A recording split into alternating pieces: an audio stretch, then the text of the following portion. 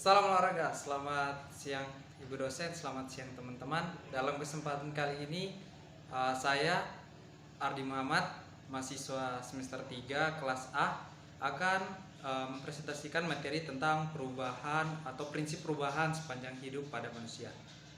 Nah, sebelum itu kita harus mengetahui dulu bahwa manusia adalah makhluk yang selalu mengalami perubahan dari waktu ke waktu. Pola-pola perubahan mula-mula bersifat meningkat, kemudian menurun. Peningkatan terjadi dalam proses pertumbuhan, perkembangan, dan kematangan. Penurunan terjadi dalam proses penuaan. Nah, periodisasi perkembangan, pertumbuhan dan perkembangan tidak terputus-putus atau meloncat-loncat. Misalnya 1 jam tumbuh, 1 jam tidak, terus sehari tumbuh, sehari tidak, seperti itu. Nah, pertumbuhan dan perkembangan terus berkelanjutan sehingga sulit melihat batas-batas kapan tepatnya setiap aspek perkembangan terjadi. Nah, istilah yang digunakan dalam studi perkembangan motorik yang pertama adalah pertumbuhan atau growth. Pertumbuhan atau growth adalah proses peningkatan yang ada pada diri seseorang yang bersifat kuantitatif atau peningkatan dalam hal ukuran. Contohnya seperti bertambahnya tinggi badan, terus bertambahnya berat badan. Nah, yang berikutnya adalah perkembangan development atau disebut juga dengan perkembangan. Nah, perkembangan atau development adalah proses perubahan kapasitas atau fungsional atau kemampuan kerja organ-organ tubuh ke arah keadaan yang makin terorganisasi atau bisa dikendalikan dan terspesialisasi sesuai kemampuan fungsinya masing-masing. Contoh perkembangan adalah yang pertama, bayi belum bisa jalan, terus berjalan tertatih-tatih 2-3 langkah, terus lancar sampai beberapa langkah. Terus yang kedua, anak kecil mula-mula baru bisa memegang bola, terus memantulkan. Setelah itu dia berkembang lagi memantulkan bola sekali 2 kali ke lantai, dan berikutnya menggunakan 2 atau 1 tangan berulang-ulang.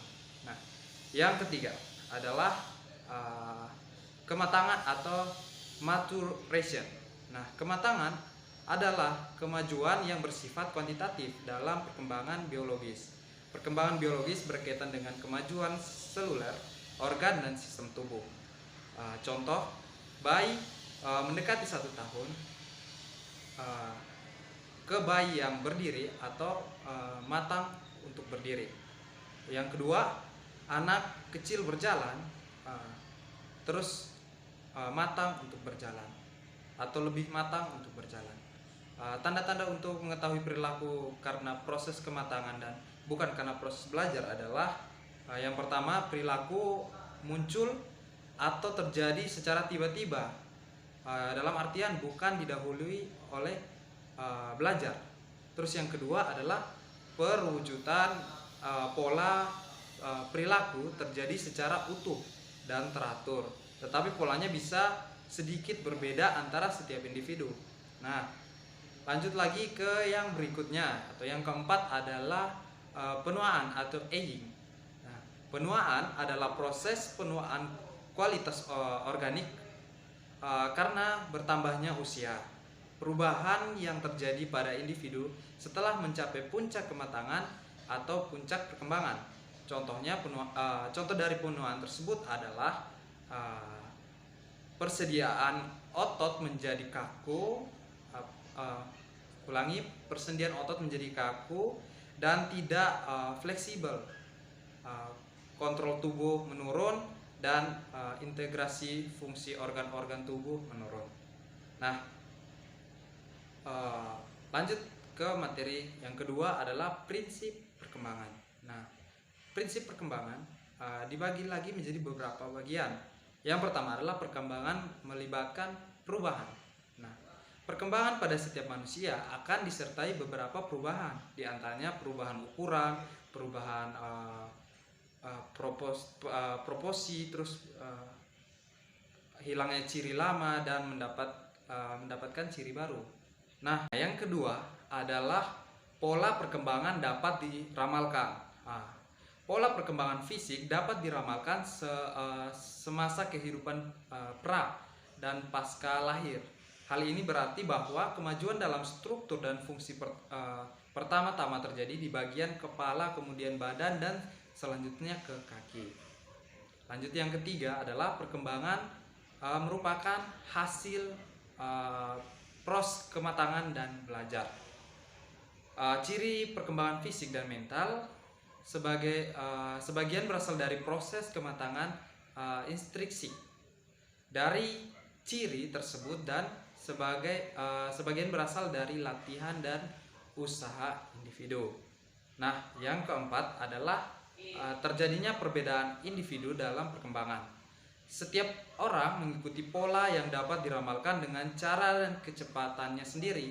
Ada anak yang berkembang dengan cepat, lancar, adapun sebaliknya.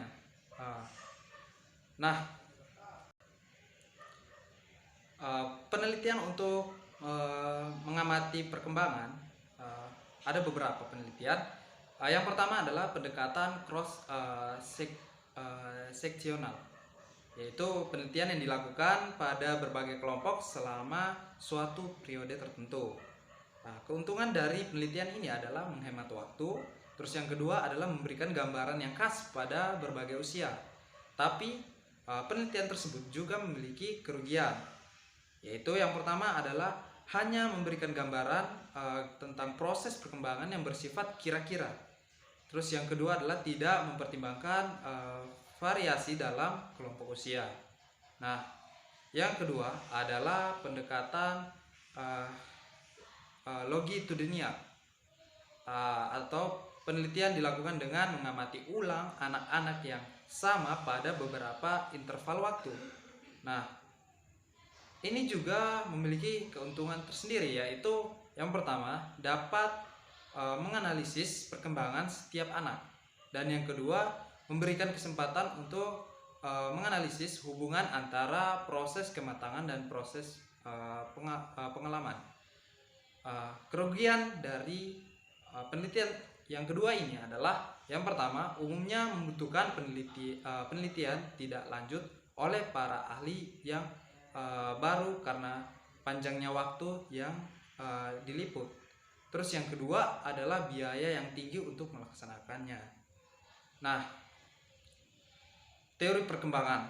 Teori perkembangan secara umum dikaji pada dua sudut pandangan, yaitu sudut pandangan biologis dan psikologis. Perspektif biologis secara keterbentukan dan perkembangan bagian-bagian dan sistem tubuh dipelajari pada level seluler dan pada level organisme. Perspektif psikologis, individu dipelajari dalam segi berpikir dan perasaannya. Lanjut lagi ke teori